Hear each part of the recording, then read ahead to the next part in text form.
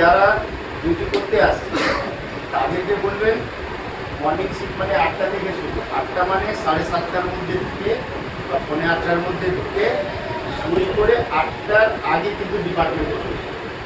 8টার আগে মানে 8টা বাজতে 5 মিনিট বাকি, 2 মিনিট বাকি দিয়ে ওইখানে একদম হাজির দিয়ে দেবে।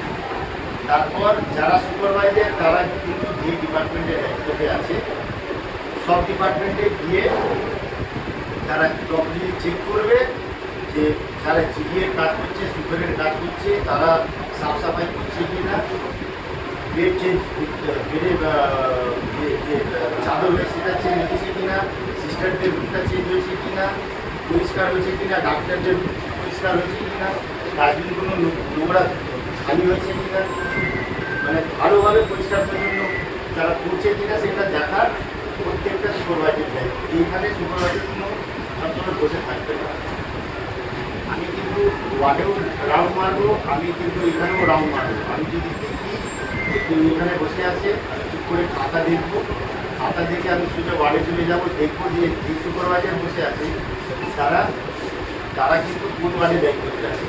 সেই ওয়ার্ডে যদি নোংরা আমি দেখি, সেই নোংরা ডাস্টবিনে নোংরা পড়ে আছে, পরিষ্কার হয়নি, প্রচণ্ড হয়নি, তাহলে তাকেও কিন্তু সরকার থেকে দেওয়া হবে। কেন? হাসপাতাল মানে সুপার আর পেশেন্ট এদের দায়িত্ব নয়। হাসপাতাল মানে আমরা মেন ভূমিকা হচ্ছে আমাদের, যারা এখানে জিডিএর কাজ করছে, যারা সুপারভাইজার, তাদের ভূমিকা বহুত বড় ভূমিকা। আমার পরিষ্কার পরিচ্ছন্ন চাই। আপনি যাতে মানে আমাদের সুপারভাইজার একটা নাম হোক, এই হাসপাতালের নাম হোক অনেক রুগী হ্যাঁ মানে কমপ্লেন করে যে হাসপাতালটা পরিষ্কার পরিচ্ছন্ন থাকে না।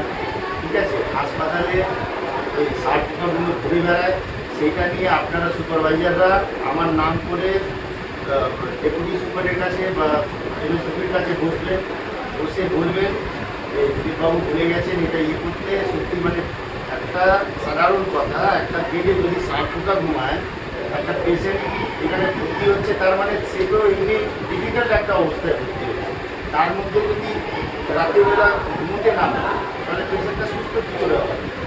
তারপর এখানে ট্রলির ব্যবস্থাটা আপনি বলে দেবেন, ট্রলির ব্যবস্থাটা ভালো রাখতে, বুঝলেন?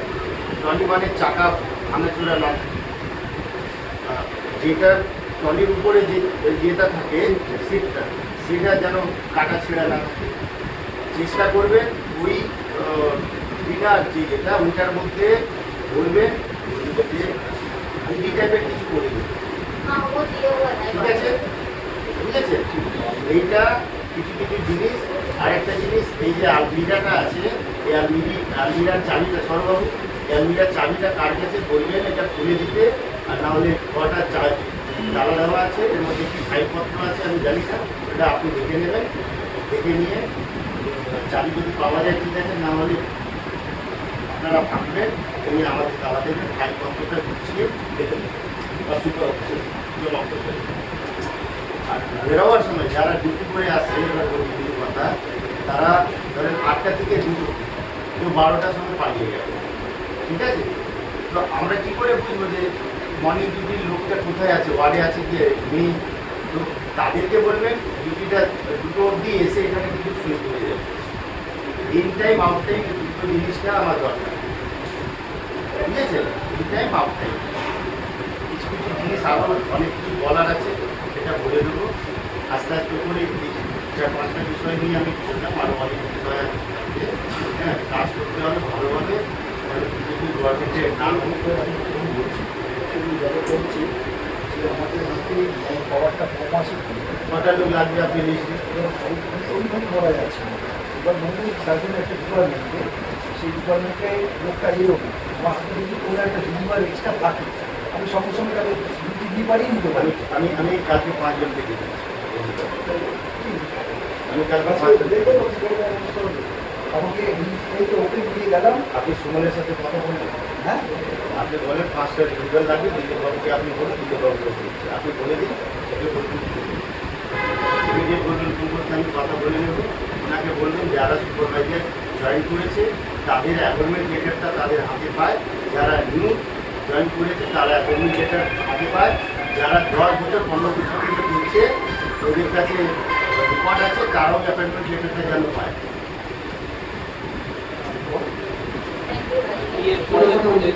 সব আস্তে আস্তে হবে, অফিসে আলোচনা হবে।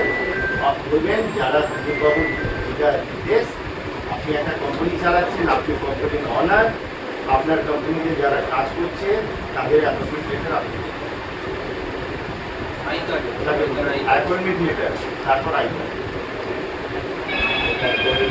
এটা বলে দেবেন, নিশ্চিত বলবেন দিলীপবাবু বলে গেছে। আমার কথা যদি অবহেলা করে তাহলে তার কথা আপনি আমি গেলাম।